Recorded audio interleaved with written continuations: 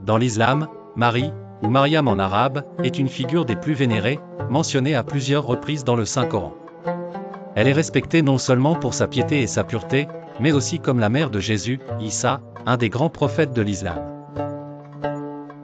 L'histoire de Marie commence avec sa mère, Anne, qui, n'ayant pas d'enfant, priait ardemment pour en avoir un. Elle fit le vœu de consacrer cet enfant à Dieu. Dieu, acceptant sa demande, bénit Anne avec une fille, Marie. Dès sa naissance, Marie fut entourée d'une protection divine, et elle fut confiée à la garde du prophète Zacharie. Marie grandit donc dans un environnement de pureté et de dévotion. Elle passait beaucoup de temps en prière et en méditation dans le temple. Un jour, alors qu'elle était en prière, un ange lui apparut pour lui annoncer qu'elle donnerait naissance à un enfant béni, Jésus, malgré le fait qu'elle fût vierge. Étonnée, elle demanda comment cela serait possible.